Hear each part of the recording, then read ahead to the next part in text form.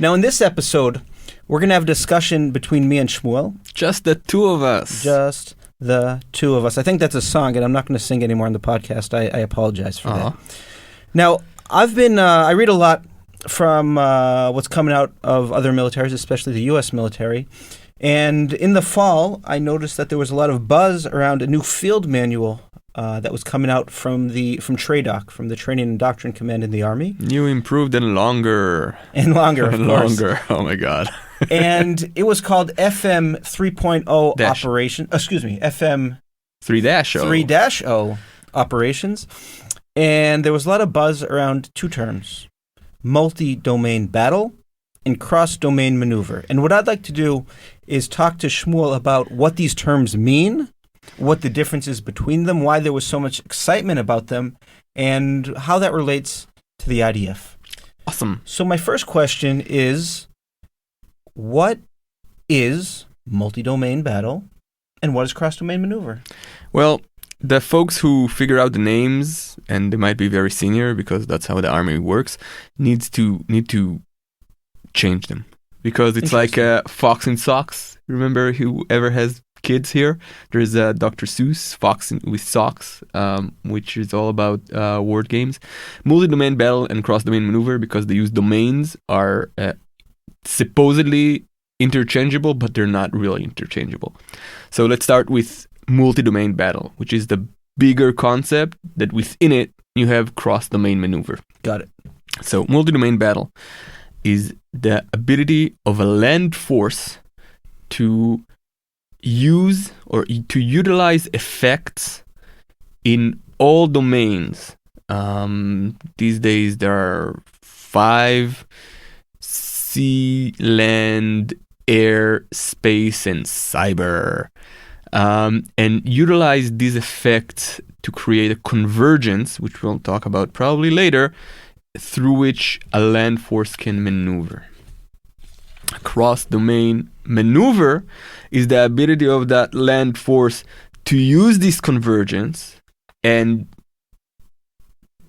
to achieve its goals. So if I've understood, at the higher level, you have this idea of multi-domain battle, and a subordinate force is doing cross-domain maneuver within the context of a multi-domain battle. Yes. Now, something we have to warn here, mostly for our reputation, is that this whole thing is, despite the FM 3.0 and the concept that came out in December, everything is fluid, because everything is in process. There is a lot of talk about it, and there was a lot of talk about it. And the army, the chief brass in the army is actually encouraging this talk. So everything is crystallizing, and by the time we publish this podcast, there might be different understanding. But from what I can understand now, a multi-domain battle is an affair of the division and above. Division Corps, which is a land force, but it's big, it has a huge headquarters. It can actually utilize all these different effects from all these organizations that it does not command directly. So it does not command fixed wing aircrafts. It does not command cyber forces mostly, but it has the ability, the headquarters, to tie these effects together. A cross-domain maneuver is something that, from what we can understand now, is a brigade thing, which is not too small to actually seize the initiative and etc.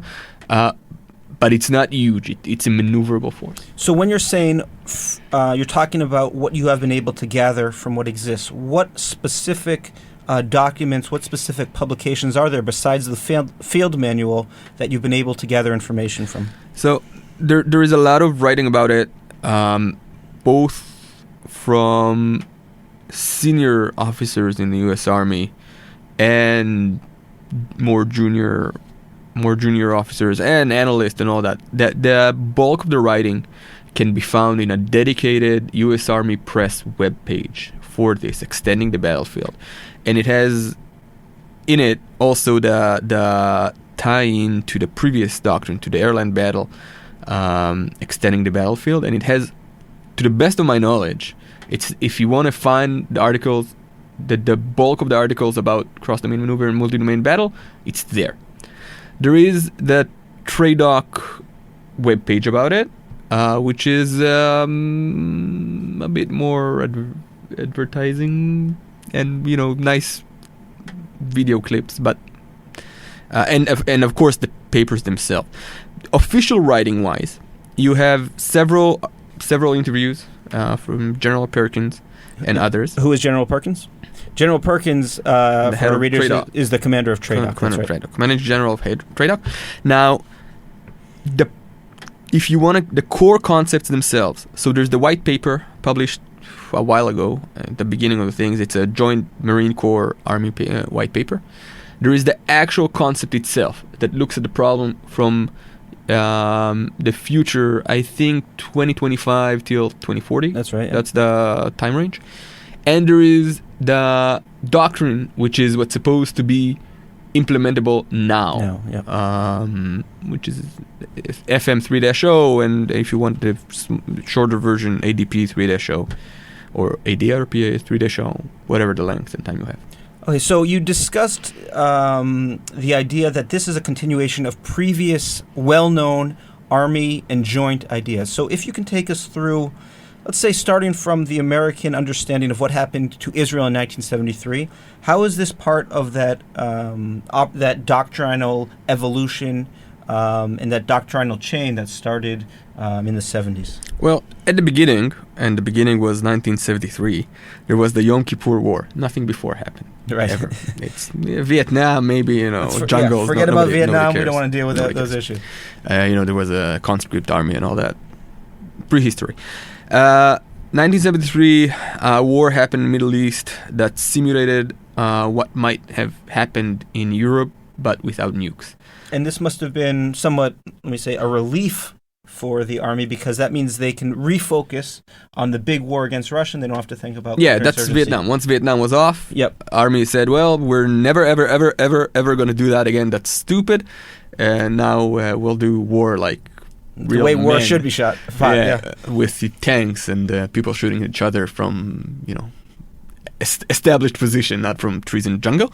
So after Yom Kippur War was an eye-opener for everybody, because you had modern state-of-the-art Soviet equipment and state-of-the-art American equipment and state-of-the-art Soviet doctrine used, and the lethality of even without nuclear weapon, the lethality was crazy. You know, both expenditure of ammunition and actual numbers of people killed. And the West saw it as, we can't defend Western Europe with forces at hand, with and current doctrine. We cannot. Right. It's impossible. We'll have to use nukes. But nobody wants to use nukes because you don't burn the world to save it. You can do it with a village, maybe not the world. So there was this thinking starting in the Army, how are we going to do it? And a lot of them, you know, there were visits to Israel, Depew and Starry generals, measured the hole in the tanks and did tours in the Golan Heights and Sinai and all that to understand what happened. And they came up with a doctrine called active defense. Active defense. I think 1976. I think more or less. And this said that basically they're going to do in Europe what Avigdor Kahalani did in the Golan Heights.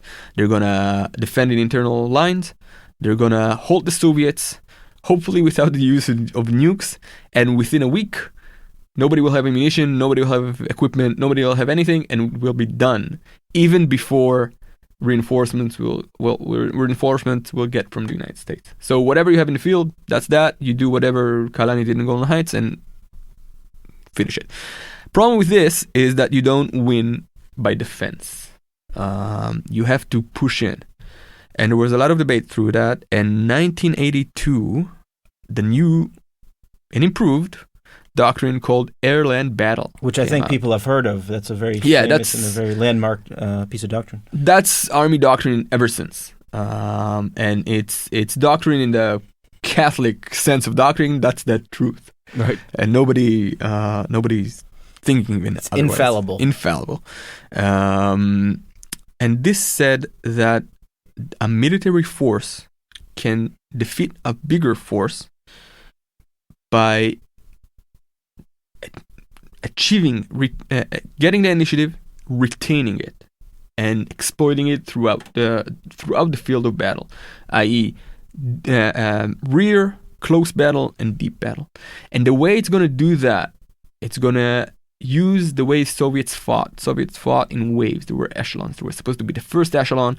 First echelon was supposed to attrit the first line of defense, and second echelon was supposed to break through and stream to the sea, conquering everything around it. And they're going to use it by attacking it throughout the battlefield, stopping in a close fight, and using air and land, that's where the name of it, to attack the deep area. Okay, the follow-on division, creating, disrupting command and control, disrupting forces, nodes of supply, etc., and thus creating a gap in time between first and second echelons, where the West can hold the advance and use this gap of time to create a counterattack. And then seize the initiative and exploit it until it surrenders. And that was the hope that you can win a war without using nukes. And did we see this actually employed on the battlefield? Well, conventional wisdom says that that's what happened in Gulf War, although some say that Gulf War was not an airland battle. It was an air battle for the air offensive and a land battle for these 100 hours that nothing much remained of the regular Iraqi army. The Republican Guard managed to head out and then kill the Kurds and the Shiite. But some say that closest thing we ever saw to Airland Battle was 1991 Gulf War. Got it. So was Airland Battle the last doctrine before multi-domain battle? More or less. After that, Soviets decided to disappear. And the American military found itself in a vacuum of peacekeeping, counterinsurgency, and with no conflict, with no friction, armies tend to devolve. Thinking stops. There's no risk, so there's no need to change anything. We talked about it a bit last time in the previous podcast. So the doctrine kind of froze. And since 2001, there was a wholesale shift to counterinsurgency and stability operations. But the core concept of U.S. Army doctrine was to seize the initiative, retain it through actions throughout the battlefield, etc., etc. So I'm trying to understand here, what was it that spurred the Army and the Joint Staff to start coming up with a new doctrine? Was there a specific problem that they foresaw? Was there a technological leap that they understood that is either a threat or is an opportunity? Well, what happened is what I called, in a paraphrase on Secretary Kerry's remarks, is that 19th century came back. Geopolitics came back. All of a sudden, 2011, Americans are pulling out of Iraq and noticing there is China. First of all, there is China, and China has a huge military, and the Chinese have studied the way the West fought and established an entire element of anti-access and area denial. So that's the A2AD, yeah. Which is confused with R2D2. But they're gonna, according to them, prevent the American forces to even project themselves to the area. And once they project themselves to the area, they'll prevent them from operating in the area with precision weapon, area effect weapon, electronic warfare, cyber, whatever. And the first to identify these were Navy and Air Force and Marines. And they produced what was called an air-sea battle. Because the challenge was naval. Challenge was Pacific, was the Pacific Ocean. What happened afterwards, and it was contested. It was staffed to a joint concept. And if you ever want to kill something, you make it a joint concept. And then in 2013, 13, 14, all of a sudden Russia came back. Oh, yes, they did. Yeah, the Russians went to do, before that they went into Georgia, but nobody cared about Georgia. And then they went into Crimea and took Crimea from the Ukraine, and afterwards started a proxy war in Ukraine, and then went into Syria. And all of a sudden everybody were happy because there's an enemy now. We can find a real, someone worth our time, manly land war in Europe, because it's such a smart thing to do. But the Russians have also A2AD of their own. So what do we do with that? It's not the same as the Chinese, because it's based on Russia is a land power with a lot of nukes. So all of a sudden you're back to the Cold War question of how are you going to defend Western Europe or Europe in general against an enemy that has local superiority in force and nukes. So I understand the problem that it's trying to address. So we talked about briefly, and let's go into this a little bit more, the idea that at the division/core level, that's where the heart of multi-domain battle is. So what is trying to be done at that level? I know you brought up the idea of convergence. What is that, and how does that help them deal with this A2AD problem? So in the past, Americans fought under the assumption of superiority. Americans had air superiority since Korea, basically. So once you have superiority, life is easy. You have air superiority, you don't need to worry about anything. You can bring your heavy equipment in with nobody interfering. Now, there is no superiority. Russians have anti-aircraft weapons, and they have electronic warfare and also sorts of that. So what they're talking about now is temporary superiority in time, space, and domain.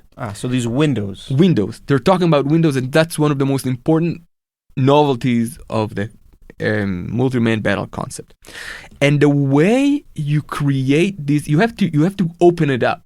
Those things don't happen by themselves. Usually, they can happen by a fluke, mistake. They can't rely on that. But you can rely on it. You have to seize the initiative. We're back to the Airland Battle. You have to seize the initiative. The way you do it is you converge effects in time, space, and domain. Now, convergence is one of the new terms in this concept, and it's integration forte. Like it's more than integration. When you integrate effects, you say, well, I'm going to do fires, and I'm going to do electronic warfare, and then I'm going to do maneuver. You integrate it in time and space.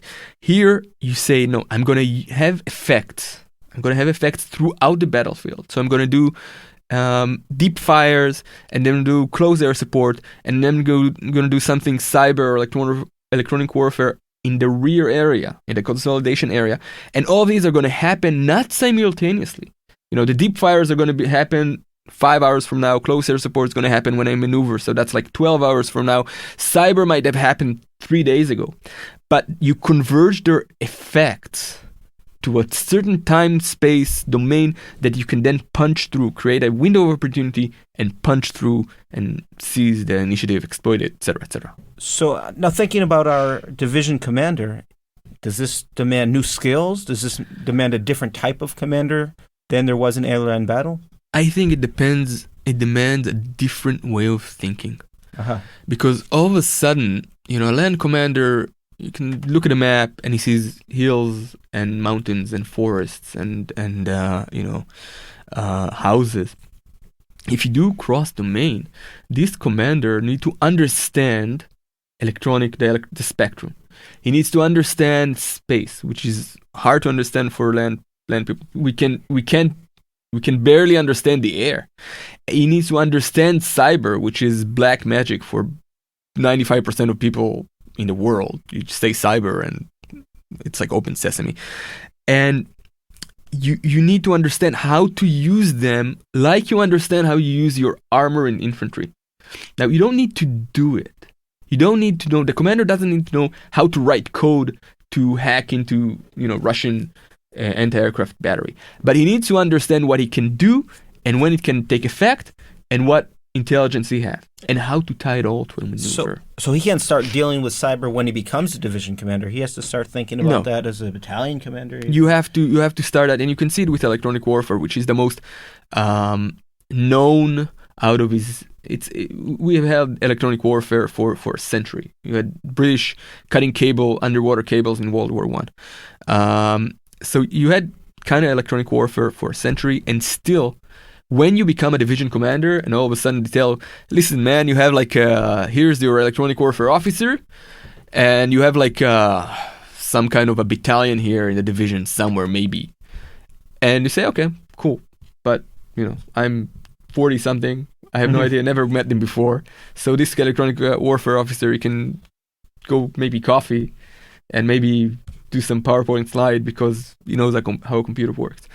But you have to get in touch with it. It's like for an Air Force commander going to tell him when he's a brigadier general, listen, you have a tank force here. Enjoy. What's it going to do with him? He has no idea how it works, how it even looks like. Right. So you need to start all these things way back in basic training even. Really? And tell them, again, they don't need to know how to code. They don't need to know how to modulate the frequencies to block, communications. They need to know what it is and what it does. And they need to experience it. In the past, the way you introduce soldiers to tanks is that you dig a foxhole and let the tank roll over you. In the past, when people could get killed in training. But you need to experience how it is to be really in jammed, which is not easy because of spectrum management, etc. But it requires different type of training, different type of people, and it also requires different look on life. So, for instance, all of a sudden when you maneuver, you don't only care where the mountains and the enemy is. You need to understand where a server farm is. Your intelligence officer has to understand how a server farm looks from the top. Yep. How to identify it according to infrastructure. And the commander needs to understand that this farm can be more important than the hill. If you maneuver to this farm and stick in a USB key, you can make a cyber beachhead that other people back in DC or wherever in the core can maneuver through in the cyberspace. And this land maneuver enables a cyber maneuver, and that's a multi-domain battle. Right. So I just want to emphasize how, that could have really these far-reaching implications for how they're choosing commanders, how they're training them. So that's an interesting point. That's something, other people need to really look into, and what kind of commanders do we need for this multi-domain battle. I want to bring this down to now the brigade level, as we talked about. So we said the division's doing multi-domain battle. The brigade's doing the cross-domain maneuver. So what is the brigade doing within, we have these windows of convergence, different domains, creating effects on the battlefield to allow the brigade to do what? Well, there is a duality in the cross-domain maneuver between the division maneuver, which is a division. A division does not move. A division is a formation now, not a headquarter. It has its own forces. It's multi-domain, so supposedly it has sea, air, land, cyber, etc. forces, and an ability to use joint forces for that. And the brigades, however, there is an understanding that the battlefield is going to be fractured, i.e. that there is not going to be a connection between the maneuvering element of the division and the brigades for the concept says up to 7 days. Because electronic warfare, because area effect weapons, because it's going to be high lethality. So the brigades have to do a distributed maneuver by themselves. These brigades will have to either create a mini convergence with their own assets, because they will have no reach back to the division. Division can employ all sorts of cool stuff, but the brigades won't even know it happens. So they have to be able to make their own mini convergences, and they will have to be able to identify when a convergence is created by the division or by anybody else, right, and utilize it. That's the mission command area. And there is a duality between the mission command and the non-mission command, basically, in the concept. And they have to identify convergence and punch through. And that's the cross-domain maneuver. The ability to see that battlefield, again, cross-domain, maybe not make a convergence or not make a capital C convergence, but, to seize the initiative and exploit it. So ultimately, within this concept, you still have maneuvering brigade combat teams, tanks, other forces that are actually trying to physically get from point A to point B. What has enabled that, hopefully, created this window, time, space, and domain, is the multi-domain battle from Division. Now, as I see it again, and that's our personal observance, is that the battalions are doing regular run-of-the-mill combined arms, tanks, infantry, artillery, aviation, combined arms like our grandparents did, hopefully. The brigade is doing something else, which is the cross-domain maneuver, because they have bigger force and a more capable headquarter that can tie it all in, and they have more, they can make the punch. The division is doing a multi-domain battle. Yep. Now, so the way to see it, the core formation of the army is the division, as opposed to previous concepts where you said the division is modular and you want to be able to send brigades on their own. I want to deploy a brigade to Europe. I don't want to deploy an entire division, so I'm gonna do a modular brigade like they did it in the 2000s. So now the core formation is the division again. You don't send brigades by themselves because they don't have the multi-domain envelope. However, the center of gravity of the army is the brigade, because the brigade is the element that maneuver, punches through, and sees the initiative, etc., etc. So you have these two levels of focus that we need, and they're built differently than they are today, because you can't. And there is a question of what do you do with the legacy formations, and what do you do with those multi-domain battle task forces, or whether or not you create them, which are supposed to be something else, something. We, in the Dado Center, when we thought about it, we talked about, and it will come out in a future article of that we're working on, about something akin to the cavalry, to the armored cavalry of old, something that can tie up these distributed maneuver into a single unified effort. Right. So let's bring. So I think we've gotten a good understanding and a good look at what it looks like in the American vision. Do you see something similar happening in the Israeli context? Are they talking about making similar changes, or is Israel looking at its ground maneuver in a different way, but in a way that almost relates to or is parallel to the U.S. Doctrinal evolution? Well, in the IDF. We have had our doubts about ground maneuver for a while, for more than a decade, since Second Lebanon War didn't come out that well for us, and afterwards there was a lot of soul searching in the military, and after there were a few operations in Gaza that you can debate whether or not some of them did not involve the ground forces at all. And we encounter our own anti-Axis area denial challenges. And so there was a lot of soul-searching in ground forces and a very deep thinking, which actually you can see it's evident. Some of it was going on the Dado Center Journal. We can, for instance, our 6th issue had article by the head of the ground forces, General Guy Tzul, about the program which is called Land in the Horizon. I offered to translate it to Land Ahoy. I like Land Ahoy more. Land Ahoy, but ground forces in the horizon. So General Guy Tzul and General Aaron Khaliva, which is the head of the logistical forces, both wrote articles about it. That's a Dado Center Journal, and then General Kobi Barak, also, which is the current head of ground forces, also wrote about it, about the land aviation, which we have we've had issues with in the IDF. And Eran wrote about it. Eran Ortal, Colonel Eran Ortal, the head of the think tank, wrote about it. He was deeply involved in this whole affair. So we got to a point where we figured out that what's important is the brigade. The brigade is important. and it needs to have a lot of capabilities to make something that is akin very much to what the army is calling a cross-domain maneuver.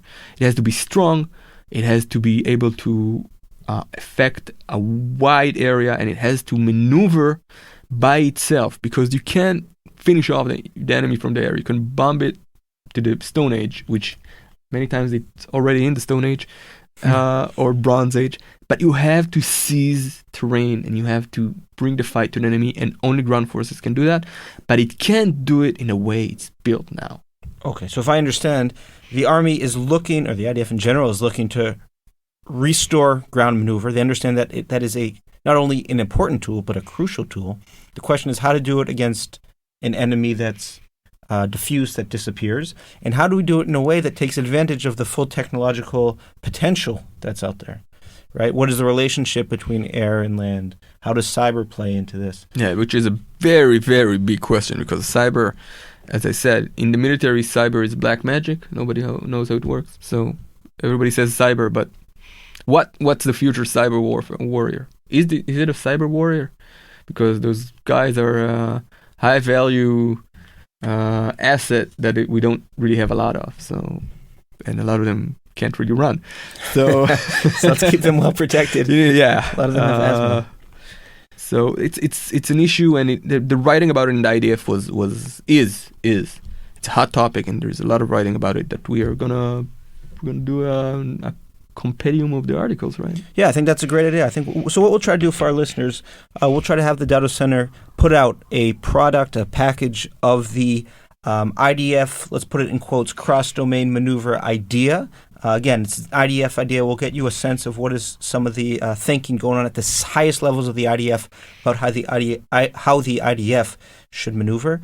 And I think this is worth another full discussion on the IDF ideas of maneuver in the modern age with all of these domains. So it's called IDF cross-domain maneuver with all the caveats. And I think that would be a wonderful conversation to come back to. Yeah, in the future. Absolutely. So thank you for listening to this fourth episode, a discussion between me and Shmuel. Now, before we go, I think our listeners would love to hear, Shmuel, what are you watching or what are you listening to in the field? Well, I'm trying to read a book now that when you read the entire day, coming home at night and read some more, it's a challenge. But I'm reading right now Ghost Fleet by P.W. Singer and August Cole, which depicts a future war with China, between the U.S. and China. And the book itself is a part, or even in something that started a trend of depicting future operational environment with stories, with science fiction stories.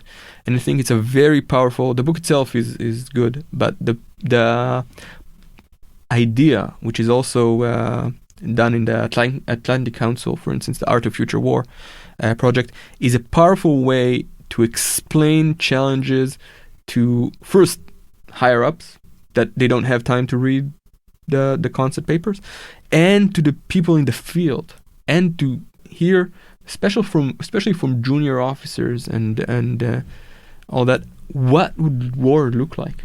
And I think it's a way better way to do it than writing those very boring and long concept papers, which are necessary, but they need a supplement, they need a punch. Great. What was the name of that book again? So Ghost Fleet. Ghost Fleet, wonderful. So that's it. We're done. We would like to thank Major Ben Saadi from the Home Front Command and the Home Front Command in general for letting us use their very nice facilities, well warmed up, air conditioned, highly protected facilities, and we just want you to look out for episode 5 when it comes out. We're going to have a great discussion for you